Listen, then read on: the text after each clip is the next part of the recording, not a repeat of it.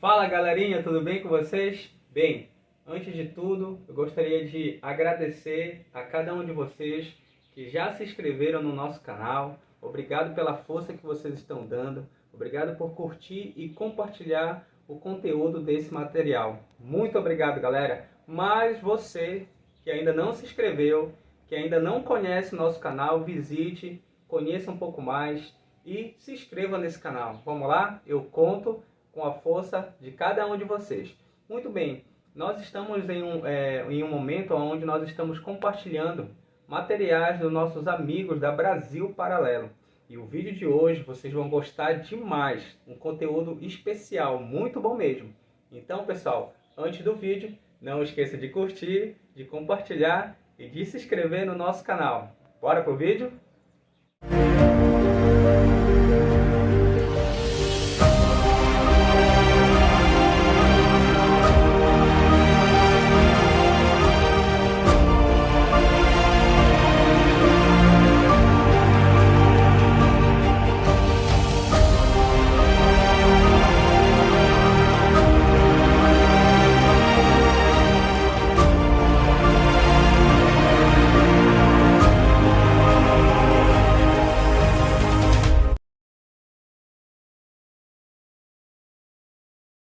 Durante a segunda metade do século XX, as duas maiores potências mundiais se enfrentaram sem confronto direto: a Guerra Fria. Depois de 6 anos da Segunda Guerra Mundial, 60 milhões de mortes arrasaram a Europa.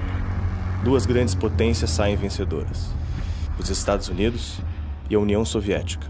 Os dois países pertenciam aos aliados, que derrotaram a Alemanha nazista e o Império do Japão.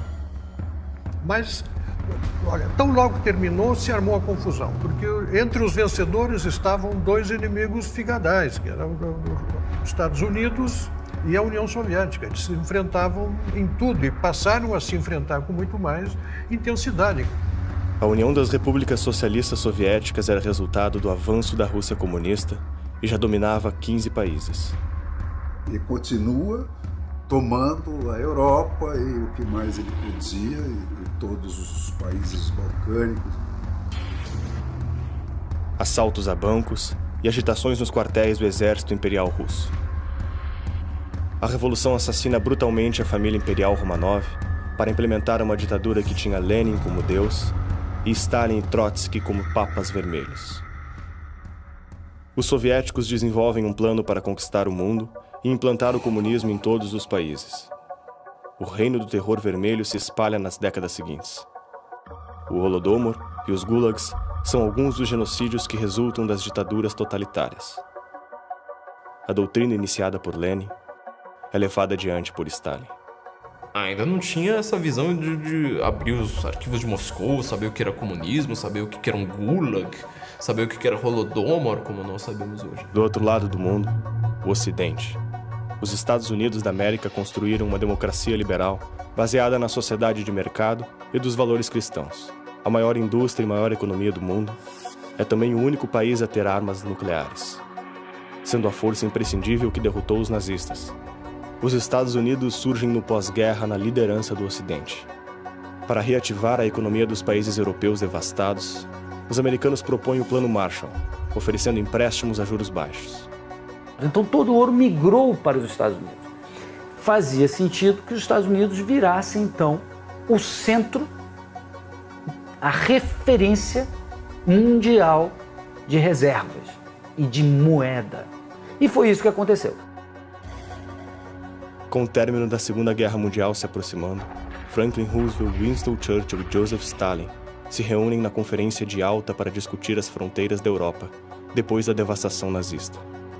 Churchill deixa claro sua intenção de que eleições livres ocorram nos países do centro e do leste europeu, especialmente na Polônia i na Czechoslovakia. Po wojnie mało kto, albo nie było ich dużo, sobie zdawał sprawę z tego, że Sowieci nie przynieśli nam wolność, ale zniewolenie. I komuniści w tym pierwszym okresie powojennym cieszyli się wielkim zaufaniem społecznym, które nadużyli, wykorzystali do tego, żeby wprowadzić dyktaturę proletariatu, jak się to nazywało, ale chodzi o dyktaturę jednej partii politycznej i właściwie stłamszenie wszelkich praw obywatelskich. Apesar de assinar o pacto com Churchill e Roosevelt, Stalin tem outros planos que ficaram claros ao enviar tropas à Polônia para eliminar toda a oposição ao Partido Comunista, estabelecendo um governo pró-soviético. Invasões militares soviéticas aconteceram nesse período também na Bulgária, Tchecoslováquia, Romênia e Hungria, todos com ditadores que respondiam direto a Moscou. O primeiro objeto de preocupação dele era a Mother Russia, né? Era o crescimento orgânico da Rússia em direção das repúblicas próximas, vizinhas, né, fronteiriças, para espalhar ali o seu ideário comunista, porque ali ele podia exercer controle direto. Foi Winston Churchill o primeiro a falar da cortina de ferro, ao se referir à invasão e controle da União Soviética sobre os países do centro e leste europeu. O comunismo na Europa só existiu onde o Exército Vermelho pisou. Não há exemplo de país comunista que tivesse escolhido ser comunista. Foram obrigados a ser comunistas pela conquista do Exército Vermelho. A Alemanha aceita o empréstimo proposto pelos americanos para salvar a sua economia. Em resposta, os soviéticos bloqueiam todas as rotas terrestres que dão acesso a Berlim. Os americanos não aceitam a intervenção russa e continuam o abastecimento por vias aéreas. Enfurecidos, os soviéticos dividem o país em duas nações, criando a Alemanha Ocidental e a Alemanha Oriental. O maior símbolo dessa divisão ideológica é construído. O Muro de Berlim serve para impedir que os alemães fujam para o lado ocidental. A República Federal da Alemanha segue as políticas do Ocidente e adota o modelo capitalista de economia de mercado. Em contraste, a República Democrática Alemã cai nas mãos de um regime comunista fechado. Tudo está nas mãos do governo. Os países subjugados do leste europeu passam a operar como estados satélites.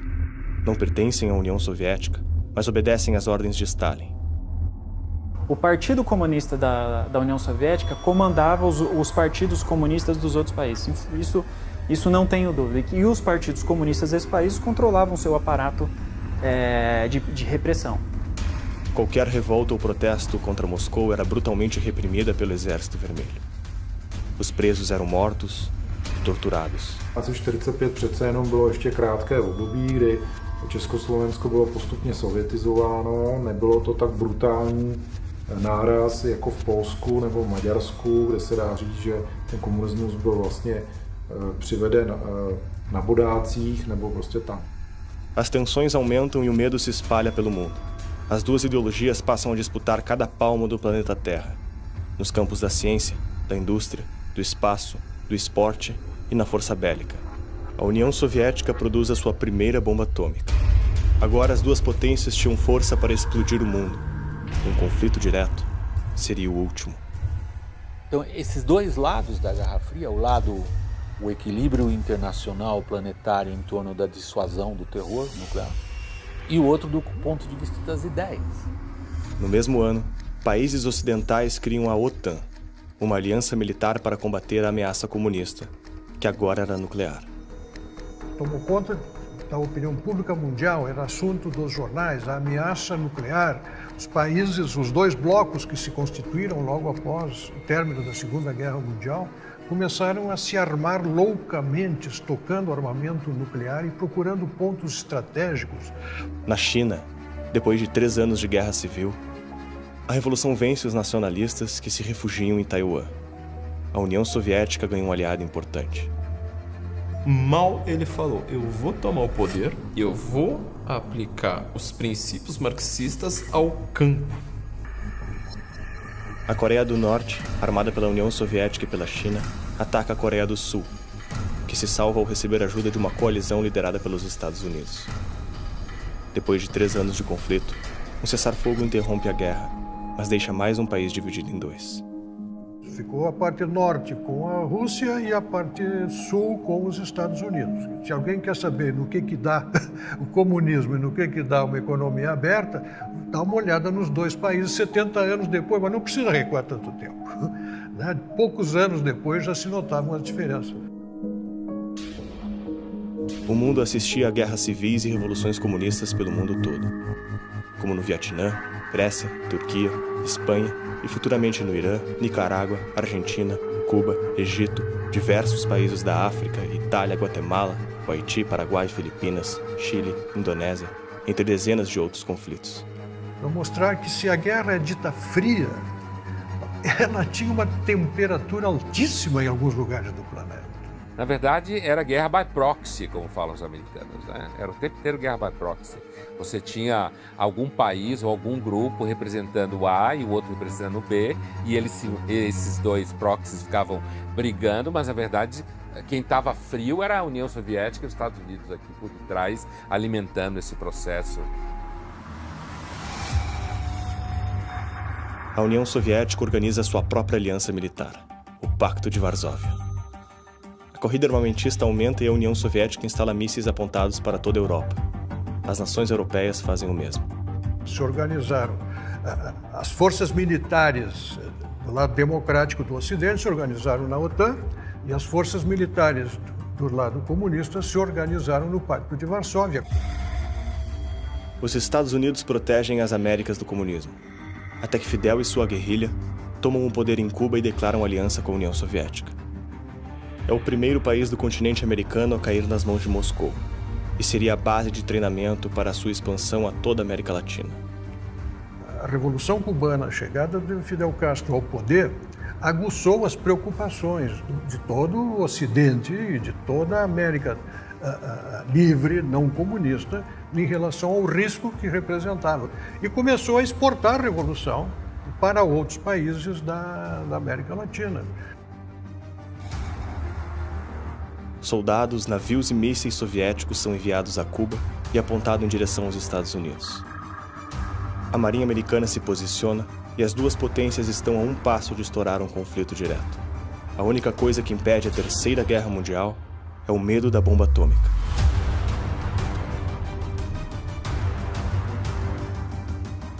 Cada bomba Tsar, desenvolvida pela União Soviética, possuía em média 50 megatons, que é 16 vezes maior que toda a força explosiva de todas as bombas e balas usadas por todos os exércitos na Segunda Guerra Mundial. Após intensas negociações, os mísseis são retirados, mas o conflito está longe de terminar.